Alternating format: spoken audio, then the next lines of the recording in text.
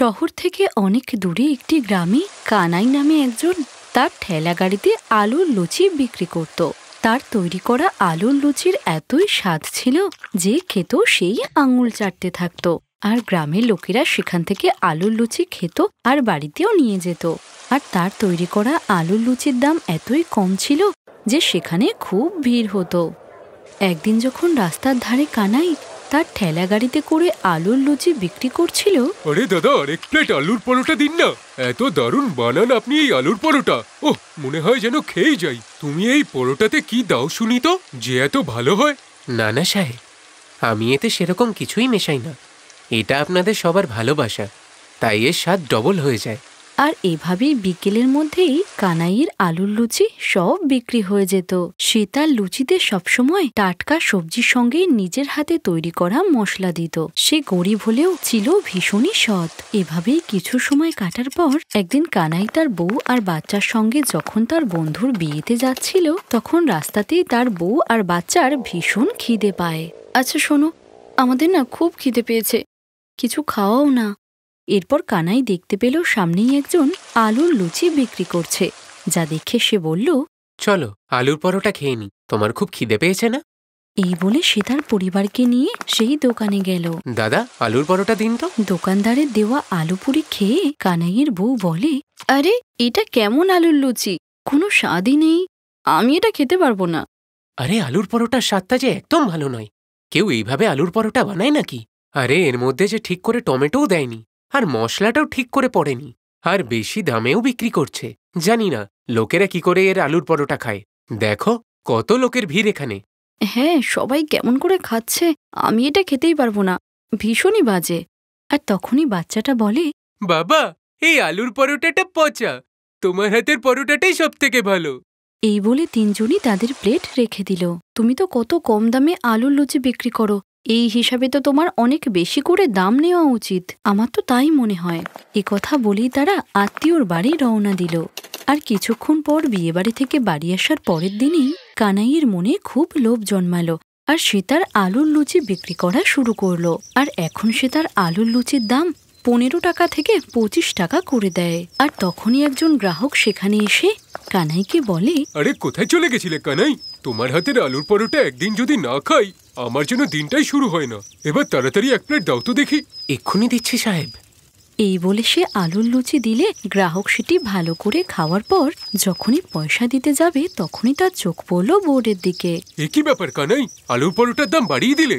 কি করব সাহেব, আসলে জিনিসপত্রের দাম এত বেড়ে গেছে, তাই কম দামে আর দিতে পারছি না।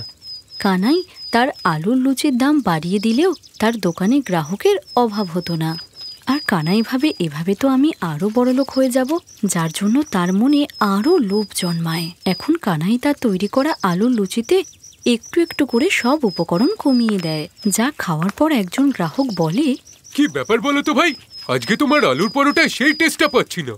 না সাহেব, সেরকম নয়, আলুর পরোটাও এক আছে আর বানানোর লোকও একই আছে, ওটা আপনার মনের ভুল। এমনই এক রবিবারের দিন কানাই দোকান খুলে লুচি তৈরি করে। রবিবারে তার দোকানে সবচেয়ে বেশি ভিড় হতো। আরে কানাই, এটা কি আলুর পরোটা বানিয়েছো? সেই স্বাদটা কোথায়? একদম ভালো লাগছে না। এই সময় অন্য একটি পরিবারও বলে, হ্যাঁ কানাই, এখন তোমার আলুর পরোটায় সেই স্বাদ নেই, আর তুমি দামটাও বাড়িয়ে দিলে। যদি বাজারে শাকসবজির গুণগত মানই এরকম হয়, আমি কি করব সাহেব? তারপর সব গ্রাহকেরা কানাইয়ের আলুর লুচি ফেলে রেখে সামনের দোকানে পকোড়া খেতে যায়। কিন্তু এই সব দেখার পরেও কানাইয়ের সুমতি হয় না, আর সে এভাবেই আলুর লুচি বিক্রি করতে থাকে, আর তার লোভ আরো বাড়তে থাকে। এদিকে সে তো ধনী হয়ে গিয়েছিল, ভালো ঘর করেছিল, ছেলেকে ভালো স্কুলে পড়াচ্ছিল, কিন্তু এখন তার দোকানে আর গ্রাহক আসতো না। কি ব্যাপার, আজকে কেউ আলুর পরোটা খেতে আসছে না কেন? তখনই কানাই দেখলো যে যারা তার দোকান থেকে লুচি কিনে খেত, তারাই এখন সামনের দোকান থেকে পকোড়া খাচ্ছে। আরে বাবা, পকোড়া খেয়ে মনটা ভরে গেল। কি দারুণ পকোড়া, এর স্বাদের জবাব নেই। এই বলে সেও সেখান থেকে চলে গেল। এভাবেই কানাইয়ের সব গ্রাহকেরা সামনের দোকানে চলে গেল। কানাই তার নিজের লোভের কারণে তার নিজের কাজকেই হারিয়ে ফেলেছিল, আর এটা বুঝতে পারার পর কানাই মাথায় হাত দিয়ে বসে কাঁদতে কাঁদতে বলল তার লোভের কারণেই তার এমন অবস্থা। যা ইনকাম হচ্ছিল সেটুকুও সে হারালো। তারপর সে ভাবলো সে আবার নতুন করে সৎ পথে আলুর লুচি বিক্রি করবে, আর কখনো এমন লোভ করবে না। এক গ্রামে সরলা নামের একজন বিধবা থাকত। তার স্বামী রামপ্রসাদ একটা সড়ক দুর্ঘটনায় মারা গিয়েছিল। সরলার একটি ছেলে ছিল যে শহরে থাকত এবং সে শহরেই বিয়ে করে নিয়েছিল। সরলা তার জীবনযাপন করার জন্য তার স্বামীর পুরনো মোমোর দোকানটি চালাতে শুরু করেছিল। আরে বাবা, আমার যে বয়স হয়েছে, কদিন যে বাঁচবো তারই তো ঠিক নেই। তাই বলছি বাবা, তুই শুধু একবার বাড়ি আয়, তোকে দেখতে খুব ইচ্ছে করছে রে। তোর বাবার চলে যাওয়ার পর তুই তো আমার একমাত্র ভরসা। মা, আমার কাজ আছে, আমি আসতে পারবো না। আর বারবার ফোন করে আমায় ডিস্টার্ব করো না। এই বলে সুধীর আবার ফোনটা কেটে দেয়, আর সরলা মনমরা হয়ে টেলিফোন বুথ থেকে বেরিয়ে আসে। কি হয়েছে বৌদি? কি বললো সুধীর? শুধু এটাই বলল যে সময় পেলে আসবে। কিছু মনে না করলে বৌদি একটা কথা বলবো? আপনার ছেলে শহুরে হয়ে গেছে, ও আর কোনোদিন আসবে না। নিতাইদা, কোনো মা কি তার সন্তানকে ভুলতে পারে? তুমি বলো, কত টাকা হয়েছে তোমার? না না বৌদি, আপনার থেকে কি করে টাকা নেব? কোনো ব্যাপার না, আপনি বাড়ি যান। না নিতাইদা, তুমি আগেই আমার অনেক উপকার করেছো। আমি যে সেই টাকাগুলোই এখনো শোধ দিতে পারিনি। পয়সা নিয়ে কি হবে বৌদি? যখন হবে তখন দেবেন। এরপর সরলা সেখান থেকে চলে এসে নিজের মোমোর দোকানে কাজ করতে শুরু করে।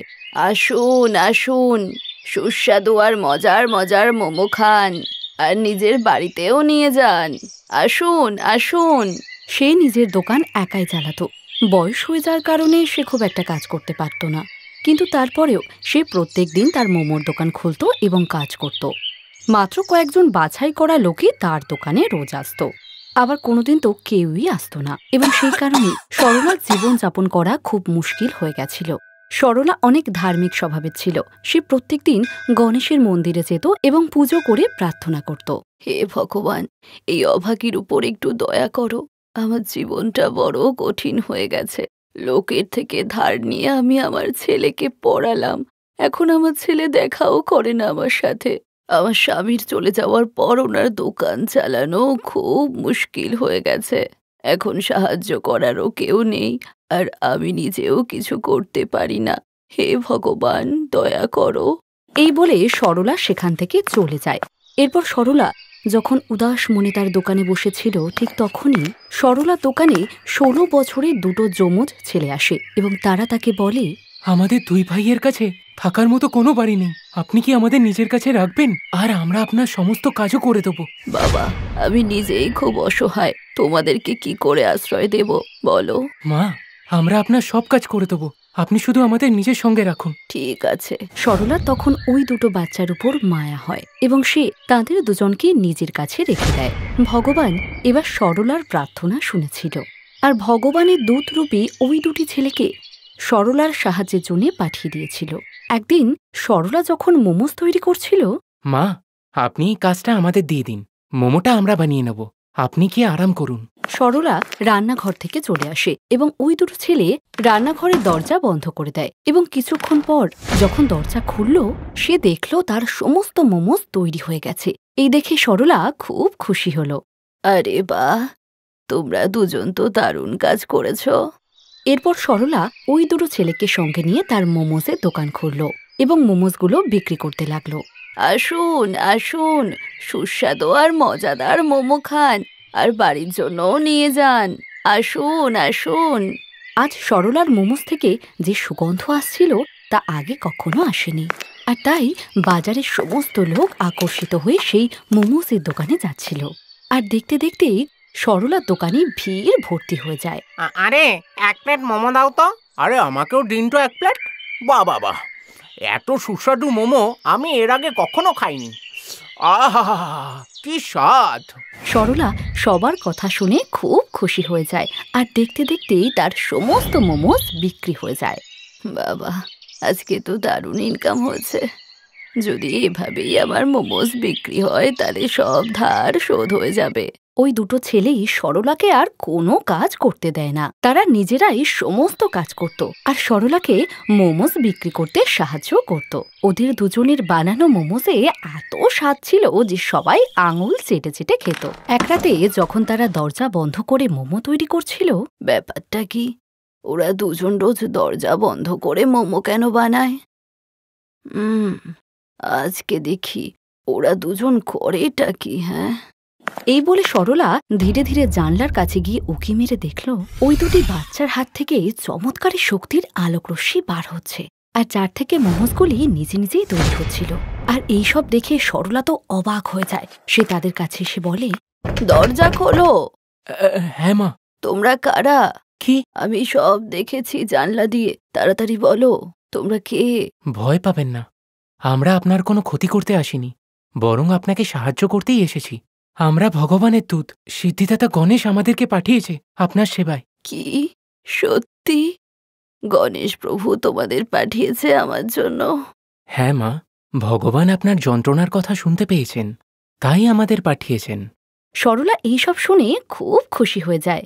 আর ওই দুজন দেবদূতের জাদুতে সরলার দিনগুলি বেশ ভালোই কাটতে থাকে। তারা প্রত্যেক দিন তাদের জাদু দিয়ে মোমোস তৈরি করত আর সরলা সেগুলোকে বিক্রি করত। দেখতে দেখতেই সরলার দোকান খুব বিখ্যাত হয়ে যায়। অনেক দূর দূর থেকে লোকেরা আসতো সরলার তৈরি মোমোস খেতে। এরপর সরলা একটা অনেক বড় মোমোসের দোকান তৈরি করে আর সে তার সমস্ত ঋণ শোধ করে দেয়। এখন আর সরলার কোনো টাকার অভাবই ছিল না। আর এই খবরটা তার ছেলে সুধীরের কাছেও পৌঁছায়। এদিকে সুধীরের চাকরি চলে যায়, আর তাই সে একদিন তার বউকে সঙ্গে নিয়ে তার মায়ের কাছে পৌঁছায়। প্রণাম মা, আমি এসে গেছি। আরে সুধীর বাবু, তুই এসেছিস? তোকে দেখার জন্য যে চোখ দুটো ছটপট করছিল। হ্যাঁ গো মা, আমারও তোমাকে দেখার জন্য মনটা ব্যাকুল হয়ে উঠেছিল। আমাকে ক্ষমা করে দাও মা, আমি অনেক বড় ভুল করে ফেলেছি। কিন্তু মা, আমি এখন ভুল বুঝতে পেরে চলে এসেছি। আর এই দেখো, তোমার বৌমা মীরা। প্রণাম মা, আমাদেরকে ক্ষমা করে দিন। বাবু, আমি তো তোকে তখনই ক্ষমা করে দিলাম যখন তুই আমার কাছে এলি। আজ ভগবান আমাকে সব খুশি দিয়েছে, আর আমি কিচ্ছু চাই না। চল, তোরা বাড়ি চল। কি হলো, সিন্ধুকে চাবি পেলে? হ্যাঁ, এই যে। এখন ফটাফট ওই বুড়ির সব টাকা বার করো আর চলো এখান থেকে, তাড়াতাড়ি করো। হ্যাঁ হ্যাঁ, চলো। এই বলে মীরা আর সুধীর দুজনে চুপি চুপি গিয়ে সিন্ধুক খোলে আর সিন্ধুকের সমস্ত পয়সা নিজেদের ব্যাগে ঢুকিয়ে নেয়, আর তারপর সেখান থেকে পালিয়ে যায়। এরপর দৌড়াতে দৌড়াতে তারা আরাম করার জন্য একটা জায়গায় বসে যায়। এতগুলো টাকা আমি জীবনে প্রথমবার হাতে পেয়েছি। তাড়াতাড়ি ব্যাগটা খোলো, দু চোখ ভরে একটু দেখি। সুধীর ব্যাগটা খুলতেই দেখল যে ব্যাগের মধ্যে ছাই ভরা, কোনো টাকাই নেই। ওই দুই দেবদূতের জাদুতে সমস্ত টাকা ছাইয়ে পরিণত হয়ে যায়। এই দেখে তারা দুজন তো অবাক হয়ে যায়। তারা দুজন ছাইটাকে নাড়িয়ে চড়িয়ে দেখে, কিন্তু টাকা তো কোথাও নেই। আরে, সব টাকা পয়সা কোথায়? এখানেই তো রেখেছিলাম। হ্যাঁ, কোথায় গেল কিছু তো বুঝতে পারছি না। আর তখনই সেখানে ওই দুটি বাচ্চা ছেলে চলে আসে। তারা তো ওদের দুজনকে দেখে খুব জোরে হাসতে থাকে। ওরে মূর্খ, ওই বাক্সে কিচ্ছু পাবি না তোরা। তোদের মনে যখন এত ছাই, তখন তোরা ওটাই পাবি। কেমন সন্তান রে তুই, যে নিজের মাকে লুটতে চাইছিস? তোর মা তোর জন্য কি না করেছে, আর তুই আজ যা পাচ্ছিস না, এটা তোর কর্মেরই ফল। আর শোন, মা ছাড়া তোর জীবনটাও না এই ছায়েরই সমান। তাই বলছি, এখনো সময় আছে, শুধরে যা আর নিজের মায়ের কাছে গিয়ে ক্ষমা চা। আপনারা দুজন আমাদের চোখ খুলে দিয়েছেন। আমরা লোভে অন্ধ হয়ে গিয়েছিলাম, কিন্তু এখন আমরা আমাদের ভুল বুঝতে পেরেছি। আমরা আর এমনটা করব না। এরপর সুধীর আর মীরা তাদের মায়ের কাছে চলে যায়। তারা তার কাছে গিয়ে ক্ষমা চায় এবং তাদের মা তাদেরকে ক্ষমা করে দেয়। আমি তোমাদের ধন্যবাদ কিভাবে দেব বুঝতেই পারছি না। তোমরা আমার এত সাহায্য করলে, তার জন্য ধন্যবাদ। আজ আমি তোমাদের জন্য সব ফিরে পেয়েছি, আমার ছেলে, বৌমা। এভাবে বলবেন না মা, আমরা কিচ্ছু করিনি। যা করার সব ভগবানই করেছেন। আর এখন যখন আপনার জীবনে সমস্ত সমস্যার সমাধান হয়ে গেছে, তখন আমাদের যাওয়ার সময়ও হয়ে গেছে। তাই আপনি আমাদের যাওয়ার অনুমতি দিন। এই বলে তারা দুজন সেখান থেকে চলে যায়। এখন সরলার জীবন খুব সুখে কাটছিল। এখন আর তার কোনো জিনিসের কমতি ছিল না। তার মোমোসের দোকানও দারুণ চলছিল। এরপর সরলা তার ছেলে আর বৌমার সঙ্গে তার বাকি জীবনটা দারুণ সুখে কাটালো। Thanks for watching.